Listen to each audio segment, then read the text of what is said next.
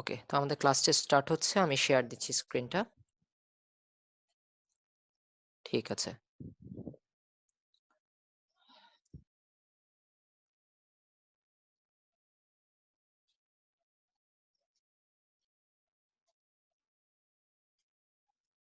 ওকে, তো আমাদের আজকের যে এখনকার যে কনসেপ্টটা সেটা হচ্ছে এই অধ্যায়ের তোমরা সবাই হচ্ছে আমাদের সাথে যে আজকে সবাই সকালবেলা ব্যাকআপ ক্লাসটা করছো, অর্থাৎ ঘনমাত্রা সংক্রান্ত এবং মূল সংখ্যা সংক্রান্ত অনেকগুলো জিনিস তোমরা এখন জানো, যে ঘনমাত্রাটা কিভাবে প্রকাশ করতে হয়, কত ভাবে প্রকাশ করা যায়।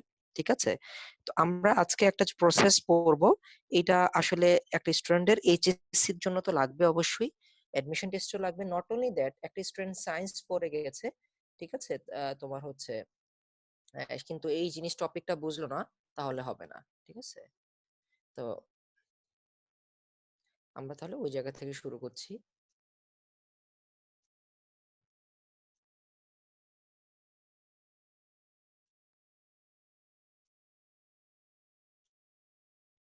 ওকে, তো আমরা যে প্রসেসটা পড়বো সেটার নাম হচ্ছে টাইট্রেশন।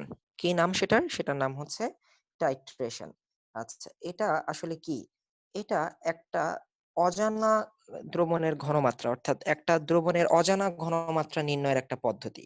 ঠিক আছে, মানে একটা দ্রবণ আছে, সেটা অ্যাসিড হতে পারে, সেটা ক্ষার হতে পারে, যার ঘনমাত্রাটা জানা নাই। হ্যাঁ, তুমি সেটা কিভাবে নির্ধারণ করতে পারো? তুমি একটা ফরেনসিক ডাক্তার, তুমি একটা রোগীর পাকস্থলী থেকে কিছু অ্যাসিড পাইছো। তো অ্যাসিডটার কনসেন্ট্রেশন তোমার জানা উচিত, যে রোগীটা কি কোনো পয়জন খাইছে বা কোনো কি প্রবলেম হয়েছে তার, তুমি এটা জানতে চাচ্ছো। ঠিক আছে, বা একটা ডেড বডি থেকে তুমি সেটা পাইছো। তো তোমার যে তখন তৎক্ষণাৎ, বা তুমি একটা খাবার, ফুড, একটা তোমার একটা যে কোনো একটা চিপস কিংবা যে কোনো একটা হয়তো বা কোনো একটা ড্রিঙ্কস, যে ড্রিঙ্কসে কোনো একটা অ্যাসিডের মাত্রা আছে তোমার কাছে মনে হয়েছে, যেটা হিউম্যান বডির জন্য খারাপ। তো তোমাকে ওই অ্যাসিডটার যদি ঘনমাত্রা বের করতে হয়, তখন তুমি কি করতে পারো? তো টাইট্রেশন হচ্ছে একটা এমন একটা প্রসেস যেখানে, দেখো ভাই ডেফিনেশনটা লিখছি, যে জানা ঘনমাত্রার দ্রবণ ব্যবহার করে উপযুক্ত নির্দেশকের উপস্থিতিতে অপর একটি অজানা ঘনমাত্রার দ্রবণের যে ঘনমাত্রা নির্ণয়ের পদ্ধতি, তাকে বলা হয় টাইট্রেশন। এটি একটি আয়তন ভিত্তিক গণনা। আচ্ছা, এই যে সংজ্ঞাটা দেখতে একটু কঠিন মনে হলেও আমি তোমাদেরকে একটু বোঝানোর চেষ্টা করি, দেখো কতটা সহজভাবে এটা বোঝা যায়। এটা হচ্ছে, আমরা মনে করো একটা পাত্রের মধ্যে হাইড্রোক্লোরিক অ্যাসিড আছে, একটা পাত্রের মধ্যে হাইড্রোক্লোরিক অ্যাসিড আছে। তো বা মনে করো আমার একটা পাত্রের মধ্যে সোডিয়াম হাইড্রোক্সাইড আছে, আমি ভাই বলি করি, সোডিয়াম হাইড্রোক্সাইড আছে। সোডিয়াম হাইড্রোক্সাইডটা যেটা আছে ওইটার ঘনমাত্রা তুমি জানো না। ঠিক আছে, ওইটার ঘনমাত্রা তুমি জানো না। বা এমনও হইতে পারে যে তুমি এই হাইড্রোক্লোরিক অ্যাসিড আর সোডিয়াম হাইড্রোক্সাইড নিয়ে কাজ করবা, এর মধ্যে একজনের ঘনমাত্রা জানো, একজনের ঘনমাত্রা জানো না। ঠিক আছে, তো যেটা করা যায়, তোমার হচ্ছে, তোমরা একটা কাজ করো, যে এরকম একটা কনিক্যাল ফ্লাস্ক নাও, এটাকে বলা হয় কনিক্যাল ফ্লাস্ক। কনিক্যাল ফ্লাস্কের মধ্যে তুমি সোডিয়াম হাইড্রোক্সাইড নিছো 10 ml। কত নিছো? 10 ml। আর তোমার সোডিয়াম হাইড্রোক্সাইডের ঘনমাত্রা আগে থেকে জানা, তুমি জানো, এটা তোমার অথেন্টিক, ওটা 0.2 মোলারিটি, তার ঘনমাত্রা কত? 0.2 মোলারিটি। আচ্ছা, এখন তুমি যেটা করবা সেটা হচ্ছে যে একটা বুরেট উপর থেকে যোগ করবা। বুরেট হচ্ছে এমন একটা যন্ত্র যেখানে তোমার খুব ছোট ছোট ছোট করে দাগ কাটা থাকে। ঠিক আছে, এমন একটা তোমার একটা কাঁচ পাত্র যেখানে অনেক খুব ছোট আকারে দাগটা কাটা থাকে। আচ্ছা, তুমি বুলেট থেকে বুলেটের মধ্যে থাকে যার ঘনমাত্রা তুমি জানো না। আমি মনে করো যে বললাম যে রোগীর পেট থেকে তুমি হাইড্রোক্লোরিক অ্যাসিড বের করছো, তুমি হাইড্রোক্লোরিক অ্যাসিডটার তোমার জানো না, তুমি ঘনমাত্রাটা তুমি জানো না। তো তুমি মনে করো যে এখানে দাগ কাটা কাটা আছে, ওই তুমি বুলেটে দিলা। এখন তুমি যখনই এই বিক্রিয়াটা করতে চাচ্ছ, তখন হাইড্রোক্লোরিক অ্যাসিড এটারও কোনো কালার নাই, সোডিয়াম হাইড্রোক্সাইড এটারও কোনো কালার নাই, দুইটাই কি কালারলেস, মানে দুইটা দ্রবণই কি স্বচ্ছ দ্রবণ। যখন বিক্রিয়া করবে তারা লবণ আর পানি তৈরি করে ফেলবে। চোখের পলকে কখন বিক্রিয়াটা হলো আর কখন হলো তুমি কিন্তু বুঝতে। তো আমাদের কি উচিত? আমাদের উচিত হচ্ছে ওই যে আমরা কনিক্যাল ফ্লাক্সটা নিছি না, কনিক্যাল ফ্লাক্সটাতে সোডিয়াম হাইড্রোক্সাইড নিছি, তার সাথে আমরা একটা নির্দেশক ব্যবহার করব। সংজ্ঞাতে বলছিলাম না উপযুক্ত নির্দেশক, আমরা আসলে কি ব্যবহার করব? এখানে একটা নির্দেশক ব্যবহার করব। নির্দেশক কি তোমাদেরকে বললে তোমরা বুঝবে, লিটমাস পেপার, তোমরা কেউ না কেউ অবশ্যই শুনছো, তাই না? মানে এটা অবশ্যই কেউ না কেউ একবার হলো দেখছো, হয়তো স্কুলে দেখাইছে বা কোথাও দেখাইছে। লিটমাস পেপার, তোমার সে কি করে, তোমার অ্যাসিড যদি হয় সেটা নীল লিটমাসের কালারটা চেঞ্জ করে দেয়, লাল করে দেয়। আর যদি ক্ষার হয় তাহলে লাল লিটমাসের কালারটা কি করে দেয়, নীল করে দেয়। আসলে নির্দেশক যে জিনিসটা, এই লিটমাস পেপারের মতো, লিটমাস পেপার তো একটা, মনে করো একটা পেপারের উপরে একটা কেমিক্যাল লাগানো, তাই না, প্রলেপ দেওয়া। আচ্ছা, তো নির্দেশক মানে হচ্ছে, সে হচ্ছে এমন একটা দুর্বল জৈব অ্যাসিড বা জৈব ক্ষার, নির্দেশক নিজেই এমন একটা দুর্বল জৈব অ্যাসিড বা জৈব ক্ষার, যে কিনা তোমার অ্যাসিড, শক্তিশালী অ্যাসিড কিংবা শক্তিশালী ক্ষার দ্রবণে তোমার বর্ণ দেখায় বা বর্ণ পরিবর্তনের মাধ্যমে একটা বিক্রিয়ার সমাপ্তি বিন্দু নির্দেশ করে। কি নির্দেশ করে?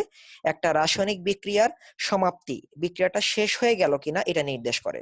নির্দেশক তার মানে কি, নিজেই হচ্ছে একটা কালার চেঞ্জিং একটা কেমিক্যাল, সে নিজে কালারটা চেঞ্জ করতে পারে। ঠিক আছে, যেমন আমি তোমাদেরকে বাস্তব উদাহরণ দিই, আমরা একটা ফল খাই, সেটা হচ্ছে লটকন, তাই না? এই যে লটকনটা যেটা, সেটা যখন উপরের আবরণটা কিন্তু তার সাদা, যখন আমি আমাদের মুখে নিচ্ছি এবং আমাদের যখনই এটা মুখের যে পানি আছে বা লালা গ্রন্থিতে যে এনজাইম আছে তার সাথে যখন মিশতেছে, তখন কিন্তু এটা একটা কালার শো করতেছে এবং এটা কিন্তু দেখবা লাস্ট পর্যন্ত বেগুনি রঙের হয়ে যায়, তাই না? তো এই যে এটা কিন্তু একটা সাডেন চেঞ্জ, তার মানে হচ্ছে একটা নির্দিষ্ট দ্রবণে কিছু যৌগ আছে যারা কালার ভিন্নতা দেখাইতে পারে। ঠিক আছে, তো সোডিয়াম হাইড আমরা এখানে নির্দেশক হিসেবে নিলাম হচ্ছে ফেনফথেলিন। কি নিলাম? ফেনফথেলিন। ফেনফথেলিন ক্ষার দ্রবণে যদি যোগ করা হয় তাহলে সে গোলাপি বর্ণ ধারণ করে। কি বর্ণ ধারণ করে? গোলাপি বর্ণ। আর ফেনফথেলিন যদি অ্যাসিডের সাথে, মানে অ্যাসিড তার সাথে এসে যুক্ত হয়, তখন সে বর্ণহীন হয়ে যায়, মানে কোনো কালার দেখায় না। তাহলে আমরা এখানে কি চয়েস করছি? নির্দেশক অনেক রকম আছে, আমরা একটা চয়েস করলাম হচ্ছে ফেনফথেলিন। ঠিক আছে, এটা একটা জৈব যৌগ, অনেক মোট, মানে অনেক বৃহৎ আকৃতির একটা জৈব যৌগ। আচ্ছা, এই তাহলে ফেনফথেলিন ক্ষারে গোলাপি বর্ণ শো করে আর অ্যাসিডে বর্ণহীন হয়ে থাকে। এখন আমরা কি কাজ করতেছিলাম? আমরা ওই তোমার হচ্ছে এই একটা কনিক্যাল ফ্লাস্কের মধ্যে আমাদের সোডিয়াম হাইড্রোক্সাইডটা নিছি, এখানে সোডিয়াম হাইড্রোক্সাইডের সাথে আমরা ফেনফথেলিন নিছি, অর্থাৎ নির্দেশকটা নিছি সোডিয়াম হাইড্রোক্সাইডের সাথে নেওয়া হলো। সোডিয়াম হাইড্রোক্সাইডের সাথে নির্দেশক মেশানোর পরেই সেটার কালার হয়ে গেছে গোলাপি। সেটার কালার কি হয়ে গেছে আমাদের? গোলাপি। আচ্ছা, এরপরে আমরা যেটা বলতেছিলাম যে আমরা একটা চিকন একটা কাঁচ নলের মতো একটা জিনিস নিছি, যেটাকে আমরা বলতেছি বুরেট। এখানে একটা ছোট টানেল আছে, মানে একটা হুক আছে, এখানে একটু সরু, এরপরে আমরা এখানে ফোটায় ফোটায় যুক্ত করতে পারি। ঠিক আছে, আচ্ছা, এটা হচ্ছে একটা ট্যাপের মতো। এখানে আমার বুলেটে বিভিন্ন দাগ কাটা আছে, 5 ml, 10 ml, 15 ml, 20 ml ইত্যাদি ইত্যাদি দাগ কাটা আছে। ঠিক আছে, আচ্ছা, এখন তুমি এটার মধ্যে তুমি কাকে ঢুকায় রাখছো? হাইড্রোক্লোরিক অ্যাসিড কে ঢুকায় রাখছো। ঠিক আছে, এখন তুমি হাইড্রোক্লোরিক অ্যাসিডটা ফোটায় ফোটায় যুক্ত করা শুরু করছো। তোমরা জানো প্রশমন বিক্রিয়ার একটা মূল উদ্দেশ্য আছে। প্রশমন বিক্রিয়া মানেই হচ্ছে প্রত্যেক ক্ষেত্রে একটা H+ একটা OH- এর সাথে বিক্রিয়া করে একটা করে পানি তৈরি করবে, এটাই না প্রশমন বিক্রিয়া। যখনই এক ফোঁটা H+ ভিতরে এসে পড়ে, H+ এর সাথে দেখা হয় হচ্ছে তোমার OH- এর, এবং সে বিক্রিয়া করে সাথে সাথে কি তৈরি করে? পানি তৈরি করে। ঠিক আছে না? প্রশমন বিক্রিয়া স্টার্ট হয়ে গেল। এখন এখানে তো একটা নির্দিষ্ট সংখ্যক পরিমাণ OH- আছে না? তুমি কতটুকু নিচ্ছ? তুমি নিশ্চয়, আমি বলে দিচ্ছি যে তো আমরা নিচ্ছি হচ্ছে এখানে 10 ml 1 মোলার। কতটুকু নিচ্ছি? 10 ml 1 মোলার বা 10 ml 0.2 মোলার। আমি আমাদের নোটে লিখছি 0.2 মোলার, 10 ml 0.2 মোলার পরিমাণ নিছো, নিছো না? ঠিক আছে, এখন এটা তুমি নিজে জানতে আর কি, এটা ঘনমাত্রা তুমি জানো। তোমার উদ্দেশ্য হাইড্রোক্লোরিক অ্যাসিড দ্রবণের ঘনমাত্রাটা বের করা। ফোটায় ফোটায় যখন যুক্ত হচ্ছে H+OH- সাথে যুক্ত হয় পানি হয়ে যায়, আবার যুক্ত হয় পানি হয়ে যায়। আচ্ছা, একটা সময় একটা মনে রাখবা, সোডিয়াম হাইড্রোক্সাইডের যে OH, ও আসলে কার সাথে যুক্ত হয়েছিল? ফেনফথেলিনের বডিতে সে লেগে আছে, তাই না? ফেনফথেলিনের বডিতে সে লেগে থেকে থেকে কি করতেছে? সে হচ্ছে তোমার গোলাপি বর্ণ শো করে রাখতেছে, যৌবনটার কালার কি? পিঙ্ক। আচ্ছা, যখনই একটা করে H+ উপর থেকে পড়ে, OH- এর পছন্দটা কার প্রতি? নিশ্চয়ই H+ এর প্রতি, হাইড্রোক্লোরিক অ্যাসিডের। কারণ H+টি একটা অ্যাসিডের H+, স্বাভাবিকভাবে ওইটার প্রতি তার আসক্তিটা বেশি থাকবে হাইড্রক্সিল আয়নের। সে দৌড় দিয়ে গিয়ে তোমার ফেনফথেলিনের বডি থেকে বের হয়ে দৌড় দিয়ে একটা করে H+ এরকে ধরে, ধরে ধরে সে কি হয়ে যায়? পানি হয়ে যায়। একটা সময় এখানে H+ ফোটায় ফোটায় যুক্ত হইতে হইতে হইতে, মনে করো 20 ml H+ নেওয়া হয়েছিল, একটা সময় বুরেটে ফোটায় ফোটায় যুক্ত করতে করতে তুমি একটা সময় দেখলা কালারটা হঠাৎ চেঞ্জ হয়ে গেল, গোলাপি থেকে হঠাৎ কি হয়ে গেল? বর্ণহীন হয়ে গেল। এর মানেটা কি দাঁড়ায়? নিশ্চয়ই ফেনফথেলিনের সাথে যতগুলা OH- ছিল সবগুলাই ফোটায় ফোটায় যুক্ত হওয়া H+ এর সাথে বিক্রিয়া করা শেষ। তার মানে দ্রবণে সব OH শেষ, যত OH ছিল সব শেষ। দ্রবণে কে বাকি আছে বলো দেখি? দ্রবণে পানি আছে, দ্রবণে সোডিয়াম ক্লোরাইড আয়ন তৈরি হয়েছে, তাই না? সোডিয়াম ক্লোরাইডের লবণটা যেটা আয়ন আকারে আছে। এখন দ্রবণে এক্সট্রা অ্যাসিডের H+ আছে। সব ক্ষারকে তো প্রশমিত করা শেষ। আর যখনই এক ফোঁটা H প্লাস বেশি পড়ে গেল, এই H প্লাস কার সাথে দেখা করলো? ফেনফথেলিনের সাথে। আমি বলছি কি, ফেনফথেলিন যদি অ্যাসিডের সাথে তোমার করে যুক্ত হয়, তখন সে একটা কালার দেখায়, অর্থাৎ সে গোলাপি থেকে বর্ণহীন হয়ে যায়। ফেনফথেলিন নিজেই একটা অ্যাসিড। অ্যাসিডে কালার দেখে না, অ্যাসিড বেইজে কালার দেখাতে পারে যদি সে জৈব হয়, জৈব যৌগ হয়, তখন আর কি, এছাড়া না। ঠিক আছে? সো তখনই তুমি বুঝে ফেলো স্টপ, আর যুক্ত করার দরকার নেই, তুমি তখন স্টপ করে দিলা। তাহলে এই যে ভাইয়া বুলেট থেকে ফোটায় ফোটায় যে যুক্ত করছো, তুমি কোথায় সে স্টপ করলা? 20 ml থেকে 5 ml পর্যন্ত তোমার লাগছে, অর্থাৎ তোমার 15 ml পরিমাণ অ্যাসিড লাগছে। কি লাগছে? 15 ml পরিমাণ অ্যাসিড লাগছে। তোমার প্রশমন বিক্রিয়াটা কি একদম সম্পূর্ণ হয়েছে না বলো দেখি? কারণ হচ্ছে যতগুলা OH মাইনাস ছিল ঠিক ততগুলো H প্লাস তুমি যুক্ত করছো, মানে শেষ, কমপ্লিট। ঠিক আছে? আচ্ছা, তাহলে আমরা বলতে পারি প্রশমন বিক্রিয়ার মূল উদ্দেশ্য হচ্ছে অ্যাসিডের মোল সংখ্যা সমান সমান কি হয়? ক্ষারের মোল সংখ্যা। যতগুলা H প্লাস, মানে মোল সংখ্যা মানে কি? পরিমাণ। যতগুলা অ্যাসিড ঠিক ততগুলাই যদি ক্ষার থাকে, তাহলেই কিন্তু বরাবর প্রশমন বিক্রিয়াটা শেষ হয়ে গেল। আচ্ছা, এখন অ্যাসিডের মোল সংখ্যার বদলে আমরা কি ঘনমাত্রা গুণন আয়তন লিখতে পারি? লিখতে পারি না? আচ্ছা, যারা তোমার হচ্ছে ভুলে গেছো তাদের বলতেছি, ঘনমাত্রা বা মোলারিটি মানে কি বলতো? ঘনমাত্রা বা মোলারিটি মানে হচ্ছে প্রতি 1 লিটার দ্রবণে কত মোল দ্রব দ্রবীভূত আছে। কত মোল দ্রব দ্রবীভূত আছে, তাই না? কত মোল দ্রব আছে, এই না আমাদের ঘনমাত্রা। তার মানে ঘনমাত্রা n সমান কি লেখা যায়? সরি, ঘনমাত্রা S সমান কি লেখা যায়? মোল সংখ্যা বাই আয়তন লেখা যায়। আচ্ছা, ঘনমাত্রাকে S দ্বারাও প্রকাশ করতে পারো, C দ্বারাও প্রকাশ করতে পারো, তোমার ইচ্ছা। তাহলে n সমান কি লেখা যায় ভাই? S গুণন V। n সমান কি লেখা যায়? S গুণন V। তাহলে মোল সংখ্যার বদলে আমরা লিখতে পারি S গুণন V। তাহলে Na সমান সমান হচ্ছে Nb প্রশমন বিক্রিয়া অনুযায়ী।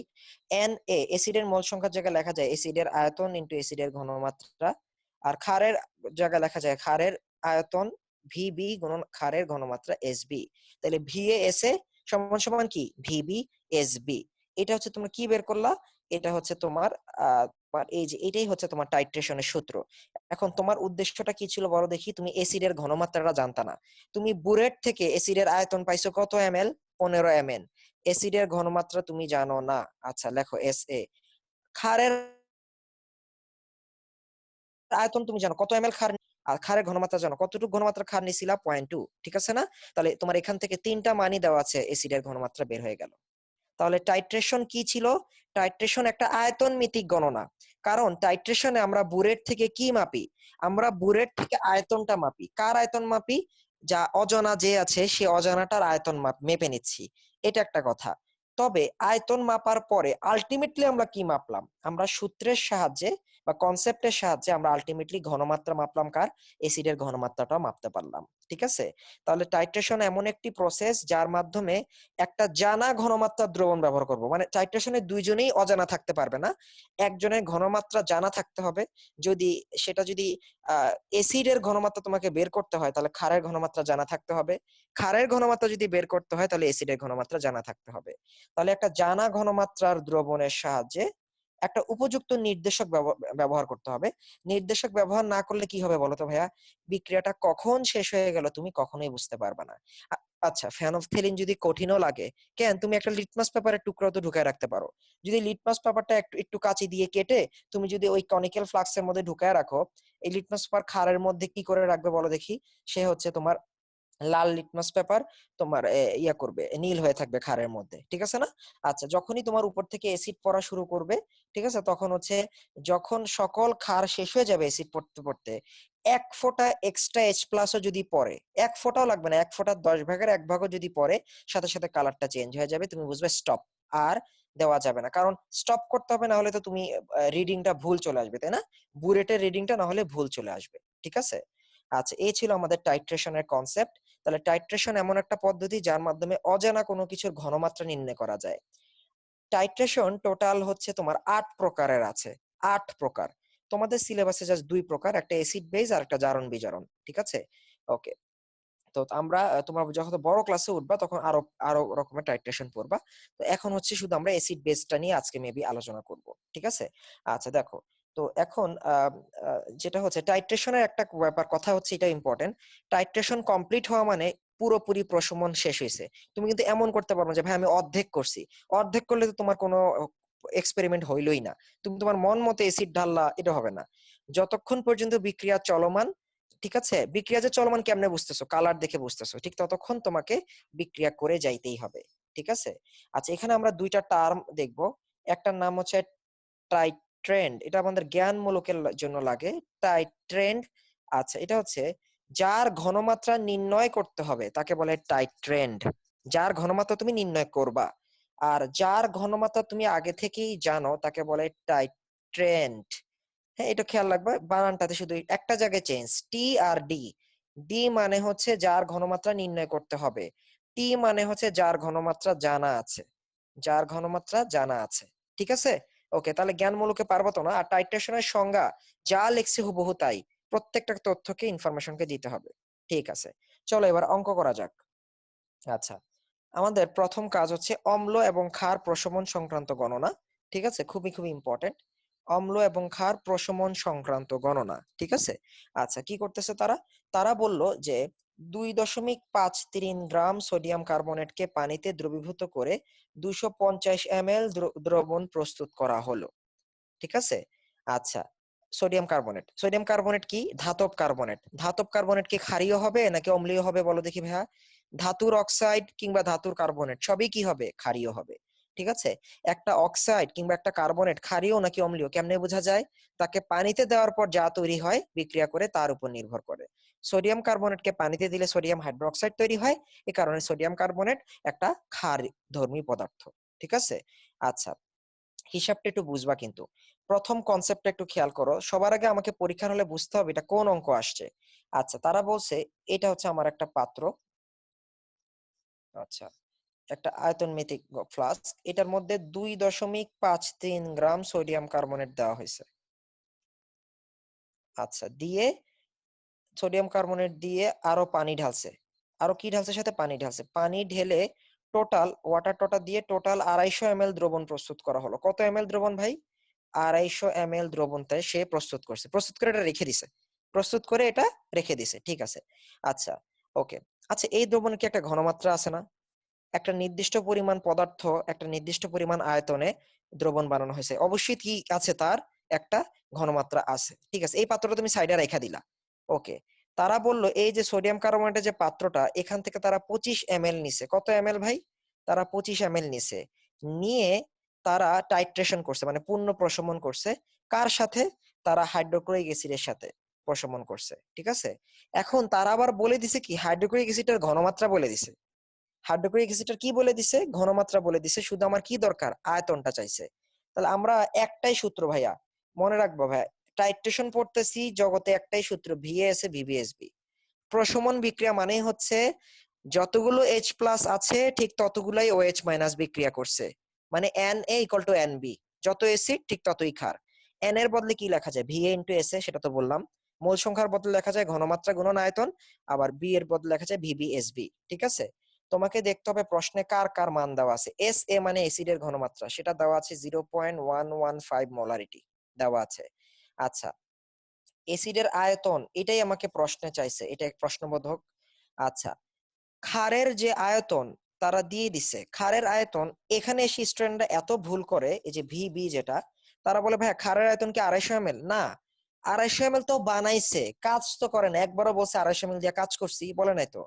তারা ওই দ্রবণ থেকে 25 ml নিয়ে কাজ করছে। কত এমএল? 25 ml। তাহলে ক্ষারের রিয়াকশন করাইছে 25 ml দিয়ে।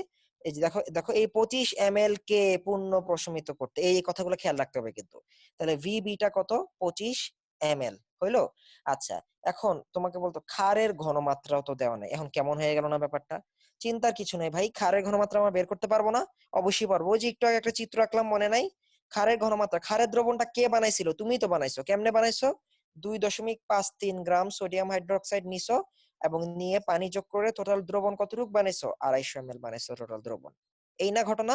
ঠিক আছে, এই যদি হয় ঘটনা, তাহলে আমরা জানি মোলারিটি থেকে কিভাবে বের করতে হয়। যদি কারো ডব্লিউ আর ভি দেওয়া থাকে, সূত্র কি?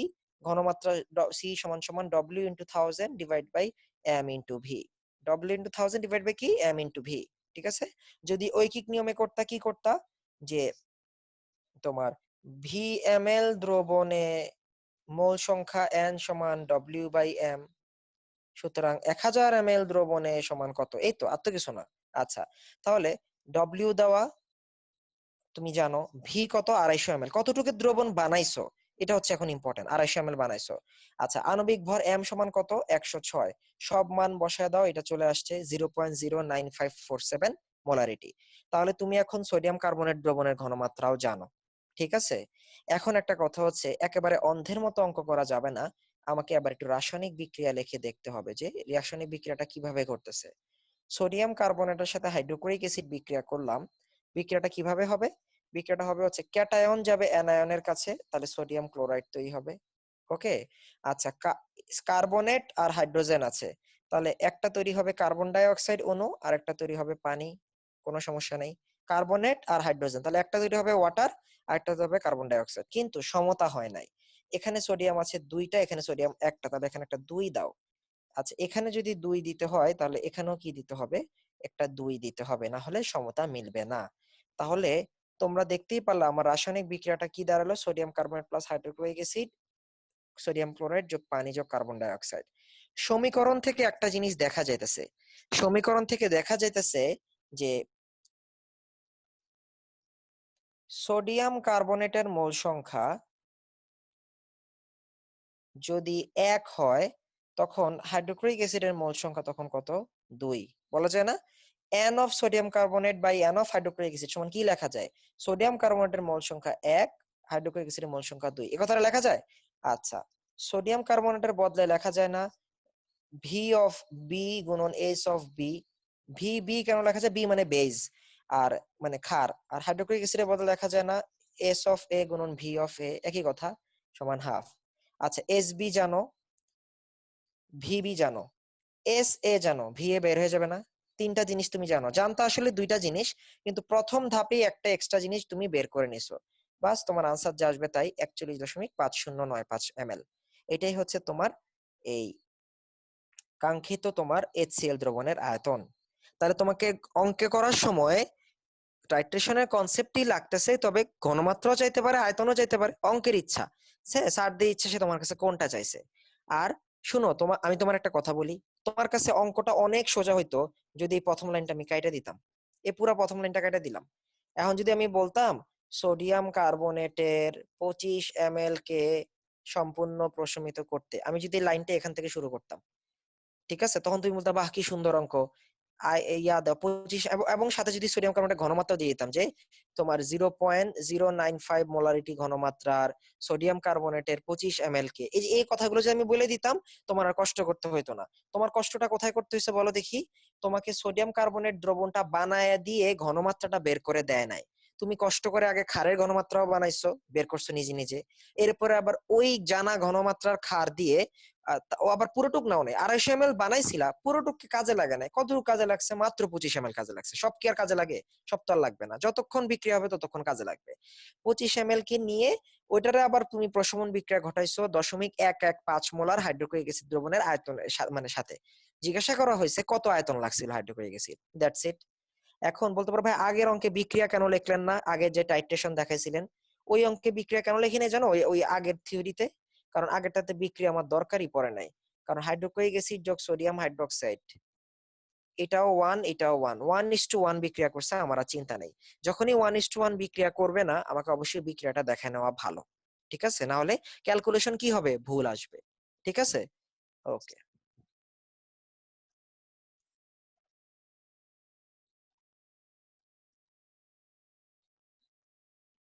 আচ্ছা, এখন বললো যে ভাইয়া যে ওই পূর্ণ প্রশমিত না বললে কি Na = Nb হবে? আচ্ছা, যদি পূর্ণ প্রশমন না হয় তাহলে Na = Nb হবে না ভাই, প্রশমন হইতে হবে। প্রশ্নে যদি প্রশমন না বলে তখন হবে না। ঠিক আছে, এই জাতীয় অঙ্কও কিন্তু আমাদের আসতেছে একটু পরে, যেখানে পূর্ণ প্রশমন হয় না, আরো কিছু জিনিস অ্যাড করা লাগছে। ঠিক আছে, ওকে। আচ্ছা, আমি আবার এবার নতুন অঙ্কটা বলি। 2 নাম্বার টাইপ, যদি একটা ক্ষারকে প্রশমিত করতে দুইটা অ্যাসিড লাগে, এই যে যে এখন প্রশ্ন করলো না, দেখো তার উত্তরটা পেয়ে যাবা। একটা উদ্দীপক দেখো, একটা ক্ষারকে প্রশমিত করতে অ্যাসিড লাগছে কয়টা? যদি দুইটা অ্যাসিড দ্রবণ লাগে, কেমন? সেটা হচ্ছে একটা পাত্র দেওয়া, পাত্রটার দিকে তাকিয়ে দেখো, পাত্রটা হচ্ছে 30 ml সোডিয়াম কার্বনেট দ্রবণ। কত ml ভাই? 30 ml সোডিয়াম কার্বনেট দ্রবণ। ঠিক আছে, 30 ml সোডিয়াম কার্বনেট দ্রবণ এই পাত্র একে নেওয়া হয়েছে। প্রথমে এটাকে প্রশমিত করার জন্য, মানে পুরোপুরি বিক্রিয়া শেষ করে দেওয়ার জন্য প্রথমে 15 ml হাইড্রোক্লোরিক অ্যাসিড ঢালা হয়েছে। 15 ml হাইড্রোক্লোরিক অ্যাসিড ঢালা হয়েছে, ঠিক আছে প্রথমে। আচ্ছা, 1 মোলার ঘনমাত্রার পাত্র 2 ঢালা হয়েছে, কিন্তু যা ঢালছে সোডিয়াম কার্বনেট সব হাইড্রোক্লোরিক অ্যাসিডকে খেয়ে ফেলছে। অর্থাৎ প্রশমন মানে যা দিছে সবগুলোকে শেষ করছে, কিন্তু তারপরও সোডিয়াম কার্বনেট অবশিষ্ট রয়ে গেছে। মানে নিশ্চয়ই পূর্ণ প্রশমন হয় নাই। পূর্ণ প্রশমন হওয়া মানে কি, সোডিয়াম কার্বনেট সব নিশ্চিহ্ন হয়ে যাবে, বিক্রিয়া করে ফেলবে, কিন্তু হয় নাই। তারা এটাকে সমাধান করার জন্য আরো একটা পাত্র নিয়ে আসছে, কিন্তু তারা একটা নতুন অ্যাসিড আনছে। তারা কি আনছে? 2.5 ml 0.125 মোলারিটি ঘনমাত্রা সালফিউরিক অ্যাসিড আনছে। এবার এটাও ঢালছে। এখন বলছে এইটা ঢালার পরে পূর্ণ প্রশমন হয়েছে। এইটা ঢালার পরে পূর্ণ প্রশমন হয়েছে। আচ্ছা, যদি হয়ে থাকে পাত্র একের দ্রবণের ঘনমাত্রা কত? পাত্র একের শুধু কি দেওয়া? আয়তন দেওয়া। পাত্র এক বা ক্ষারের দ্রবণের ঘনমাত্রা কত? এখন আমার কথা শোনো, এসিডের মোল সংখ্যা সমান কার মোল সংখ্যা হইতে হয়? ক্ষারের মোল সংখ্যা হইতে হয় প্রশমন বিক্রিয়ার ক্ষেত্রে। এটাই তো প্রশমন বিক্রিয়ার মূল কথা। এখন এসিড কয়টা? দুইটা না? কে কে আছে? হাইড্রোক্লোরিক অ্যাসিড আছে, আরেকজন কে আছে? সালফিউরিক অ্যাসিড আছে। তাহলে আমরা বলতে পারি না যে এই সিস্টেমের জন্য হাইড্রোক্লোরিক অ্যাসিড আর সালফিউরিক অ্যাসিডের মোল সংখ্যা ইজ ইকুয়াল টু হবে সোডিয়াম কার্বনেটের মোল সংখ্যা। অর্থাৎ এরা দুইজন মিলে এর বরাবর হইতে পারছে। এরা দুইজন, দুই পাত্রের যত যত প্রোটন আছে, এইচ প্লাস আছে, সবাই মিলে ধরে ওই সোডিয়াম কার্বনেট থেকে যে ওএইচ মাইনাস গুলা তৈরি হয়েছে দ্রবণে, তাদেরকে বিক্রিয়া করে করে লবণ তৈরি করছে, পানি তৈরি করছে। ঠিক আছে, এই হচ্ছে কনসেপ্ট। তাহলে তোমাকে এখন হাইড্রোক্লোরিক অ্যাসিডের মোল সংখ্যা জানতে হবে, সালফিউরিক অ্যাসিডের মোল সংখ্যা জানতে হবে, সোডিয়াম কার্বনেটের মোল সংখ্যা থেকে বা আয়তনটা সরি ঘনমাত্রাটা বের করে ফেলতে হবে। ঠিক আছে, ওকে, তাহলে চলো অঙ্কটা করা যাক। আমাদের কি বলছি যে সম্পূর্ণ প্রশমিত হওয়ার অর্থ কি? এন অফ সকল অ্যাসিড, মানে এন অফ সকল অ্যাসিড বলতে ভাইয়া বুঝাইছি যত অ্যাসিড লাগতেছে সব অ্যাসিডের মোল সংখ্যা সমান ক্ষারের মোল সংখ্যা। ঠিক আছে, এটা হচ্ছে সম্পূর্ণ প্রশমিত হওয়ার অর্থ। এখন N of hydrochloric acid plus N of sulphuric acid equal to আমি কি বলছি, তোমার এন অফ ক্ষার, তাই না? এন অফ ক্ষার বা সোডিয়াম কার্বনেট। হাইড্রোক্লোরিক অ্যাসিডের বদলে কি আমরা কি লিখতে পারি? তোমরা জানো অ্যাসিডের মোল সংখ্যা যদি বের করতে হয়, তাহলে একটা অ্যাসিডের মোল সংখ্যা বলতে বোঝায়, আমরা অ্যাসিড বলতে তার প্রোটনটাকে বুঝি। প্রশমন বিক্রিয়াতে আসলে অ্যাসিড বলতে কাকে বুঝি আমরা বলতো? তার প্রোটনটাকে বুঝি, কারণ বিক্রিয়া করতেছে কি এইচ প্লাস। অ্যাসিড তুমি যেটাই নিচ্ছ না কেন, সেটা ফসফরিক অ্যাসিড হোক, হাইড্রোক্লোরিক অ্যাসিড হোক, দ্রবণে যাচ্ছে কে? দ্রবণে যাচ্ছে হচ্ছে আমার এইচ প্লাস। ঠিক আছে, ওকে। সো আমরা এইচ প্লাস কয়টা দিবে, এটা হচ্ছে মোল সংখ্যা। মোল সংখ্যার বদলে আমরা লিখতে পারি হাইড্রোক্লোরিক অ্যাসিডের আয়তন। আয়তন গুণন কি লেখা যায়? ঘনমাত্রা লেখা যায়। আর একটা জিনিস গুণ করা লাগে, সেটা কি? তুল্য সংখ্যা। কি লেখা যায়? তুল্য সংখ্যা। কারণ হাইড্রোক্লোরিক অ্যাসিড দ্রবণে কয়টা প্রোটন দেয়, এটাই তো তার তুল্য সংখ্যা। এটা তো তোমার বিবেচনায় আনতে হবে। এটার সাথে যোগ করো সালফিউরিক অ্যাসিডেরটা। সালফিউরিক অ্যাসিডের আয়তন ভি অফ H2SO4 গুণন এস অফ H2SO4 গুণন সালফিউরিক অ্যাসিডের তুল্য সংখ্যা। আচ্ছা, সালফিউরিক অ্যাসিডের তুল্য সংখ্যাটা কত? 2 না? আর হাইড্রোক্লোরিক অ্যাসিডের তুল্য সংখ্যাটা কত? 1 না? যারা ভুলে গেছো তাদেরকে আবার বলতেছি, সালফিউরিক অ্যাসিড দ্রবণে কয়টা প্রোটন দেয়? 2টা। তাহলে যদি 1 মোলার সালফিউরিক অ্যাসিড নিলে প্রোটন পাওয়া যায় সমান 2টা, তাহলে যদি তোমাকে প্রশ্নে বলে যে 0.15 মোলার সালফিউরিক অ্যাসিড নিছো, তাহলে তোমাকে 0.15 এর সাথে 2 দিয়ে গুণ করে নেওয়াটাই তো উচিত। কারণ সালফিউরিক অ্যাসিডের পরিমাণটা ইম্পর্টেন্ট না, সালফিউরিক অ্যাসিড থেকে মানে অ্যাসিড দ্রবণে যে প্রোটনটা দেয়, ওই প্রোটনের একেবারে পুঙ্খানুপুঙ্খ সংখ্যাটা আমাদের দরকার। এজন্য আমরা মোল সংখ্যা বের করার সময় অবশ্যই এবং অবশ্যই তুল্য সংখ্যা দ্বারা গুণ করে নিব। ঠিক আছে, আচ্ছা। হাইড্রোক্লোরিক অ্যাসিডের জন্য তুল্য সংখ্যা গুণ না দিলেও হয়তো বা চলতো, কারণ হচ্ছে তোমার ওর তুল্য সংখ্যা তোমার একই, তাই না? 1 দিয়ে গুণ না করলেও চলে।